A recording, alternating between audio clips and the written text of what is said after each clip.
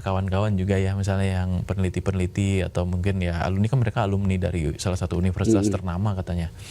Ya, kalaupun memang punya kemampuan, punya kapabilitas dan juga punya prestasi gitu ya, jangan disalahgunakan lah gitu, benar, ya kan? itu benar. Pesan saya sih itu aja sih, supaya tidak merugikan. Mungkin saat ini tidak merugikan orang lain, mungkin, tetapi kedepannya itu akan mencoreng nama Indonesia dan peneliti-peneliti Indonesia. Kasihan loh. Ya, posisinya kan Iya, itu tadi tapi penelitian yang sebenarnya nggak dilakukan itu tadi kan, ini tadi kan. Nah, ini jangan-jangan nanti yang survei untuk suara-suara itu tadi juga tapi agak berbeda sih Mas. Artinya sebenarnya juga nggak dilakukan, tapi terus akhirnya mengarahnya ke sana gitu. Gitu nggak sih? kalau survei-survei yang kayak gitu ya, itu kan kebanyakan dilakukan oleh lembaga-lembaga survei, gitu ya, bukan lembaga pendidikan. Lembaga pendidikan hampir tidak pernah melakukan survei terkait politik, bukan terkait suara gitu atau apapun itu gitu. Jadi kebanyakan biasanya media yang melakukan, terus kemudian lembaga-lembaga survei yang independen gitu kan yang melakukan itu biasanya.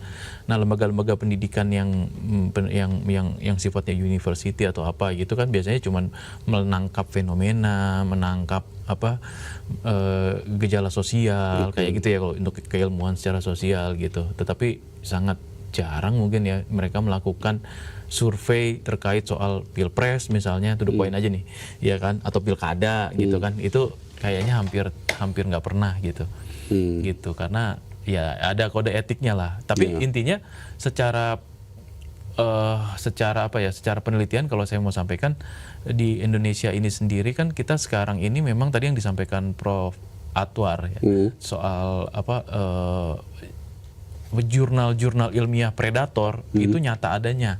Gitu. Jadi banyak kejadian peneliti-peneliti kita juga terjebak gitu, memasukkan penelitian mereka ke jurnal-jurnal ilmiah yang ternyata tidak ada terbitannya Mas, gitu. Gitu. Dan itu modusnya memang sangat luar biasa. Jadi kalau menurut saya memang kasus-kasus penelitian ini atau ini tidak hanya terjadi di Indonesia gitu ya, di negara-negara lain itu juga banyak terjadi, banyak juga pelaku-pelaku kejahatan atau scam gitu ya terkait soal jurnal ilmiah. Luar biasa kan. Ya, caranya kayak gimana modusnya? Modusnya jadinya mereka membuat jurnal ilmiah yang seolah-olah itu adalah jurnal ilmiah yang legit, yang benar gitu, dengan penelitian-penelitian yang masuk ke situ. Terus kemudian mereka meminta lembaga rating untuk jurnal penelitian, ya kalau di luar negeri ada yang namanya Scopus gitu ya, salah satunya. Dari rating Scopus tersebut mereka mendapatkan rating, misalnya Scopus 1, Scopus 2 atau Scopus 3 gitu. Semakin kecil berarti jurnalnya semakin legit gitu, semakin bagus gitu ya. Nah, misalnya dia dapat Scopus 3 gitu ya. Nah, dalam berjalannya seiring waktu gitu ya, karena mereka juga tidak punya keterikatan dengan si Scopus, mereka bisa dengan tiba-tiba putus hubungan nih dengan si Scopusnya gitu. Nah, sementara para peneliti yang sekarang kan ada diwajibkan untuk mahasiswa-mahasiswa kita ya untuk memasukkan penelitian mereka ke jurnal-jurnal ilmiah internasional. Nah, ketika mereka bingung, mereka menemukan satu jurnal ini, mereka masukkan tuh hasil penelitian mereka ke jurnal ilmiah ini, A misalnya namanya gitu kan, karena terindeks Scopus 3 kan gitu. Nah, oke, masuk ke situ, terus kemudian ternyata dalam berjalannya waktu belum terbit jurnal ilmiahnya, si lembaga jurnalnya ini sudah tidak ada tuh Mas. Padahal penelitinya itu diminta untuk membayar di depan muka uang gitu, senilai berapa ribu dolar gitu. Nah, itu banyak tuh modus-modus kejahatan yang kerap terjadi gitu. Nah, memang di kita banyak korban ya Mas gitu, meskipun itu kejahatannya kejahatan internasional ya.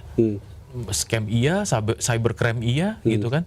Dan itu banyak terjadi gitu, dan banyak sekali mahasiswa kita yang menjadi korban. Selain itu mereka juga ada juga yang unik, ada juga yang tidak membuat jurnal ilmiah lembaganya sama sekali gitu. Mereka mengcopycat. Jadi ada satu jurnal ilmiah nih ya, misalnya satu jurnal ilmiah yang memang legit nih. Mereka samain namanya, misalnya di sini .com, di sini .co misalnya. Gitu. .co apa gitu, ya kan. Nah, tapi yang asli itu harusnya .com. Misalnya ini contoh ya, gitu. Tapi ada juga yang .co apa gitu. Nah, ini sebenarnya copy dari sini nih, gitu. Yang asli yang ini, gitu, yang .com. Nah, yang .co apa ini nggak asli gitu. Tapi kadang-kadang ya, mahasiswa pun kecelek gitu. Akhirnya masukin ke sini, ke yang abal-abal ini gitu. Masukkanlah uangnya, muncullah jurnal ilmiahnya. Tetapi ketika diindeks sama indeks yang tadi yang saya bilang ya, Scopus tadi gitu. Ternyata nggak ada dia, nggak terdaftar. Yang terdaftar yang .com.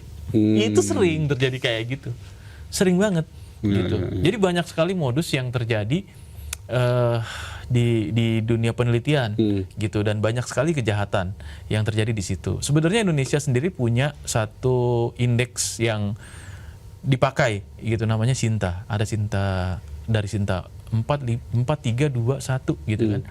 Dan namun memang banyak dari perguruan tinggi gitu yang merefer pada Scopus yang internasional gitu, dengan harapan memang untuk menaikkan nama peneliti-peneliti Indonesia. Itu kan pasti, karena kan ada pride-nya di situ. Ada apa ya? Ada yang keduanya lagi, ada kita nyebutnya tuh ada kebanggaan lah bahwa peneliti-peneliti Indonesia terindeks Scopus, itu satu hal yang luar biasa gitu.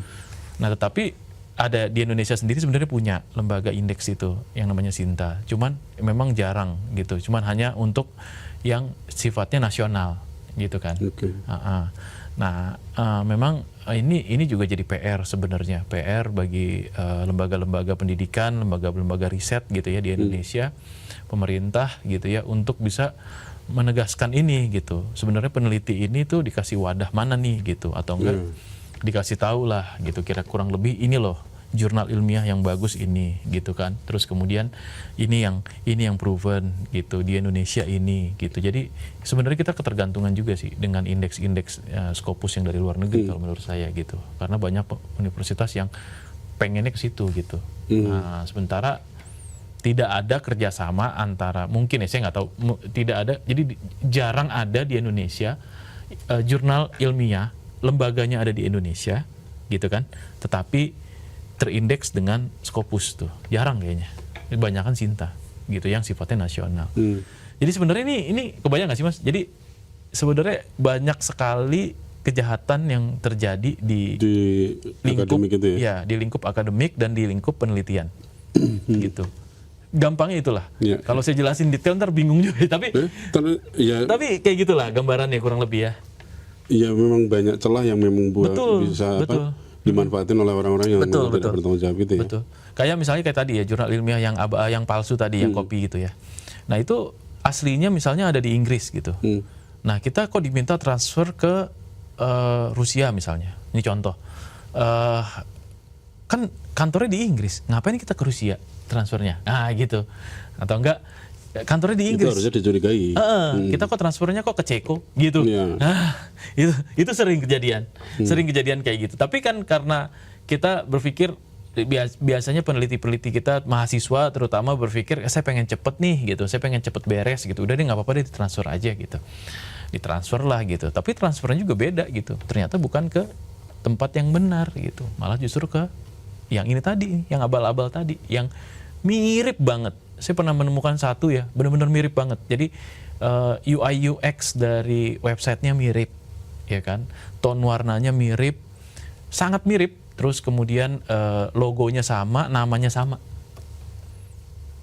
Kayak baju KW lah, gitu. Persis kayak gitu. Tapi website bentuknya, gitu. Nah terus cuman beda di yang satu com, yang satu apa, gitu.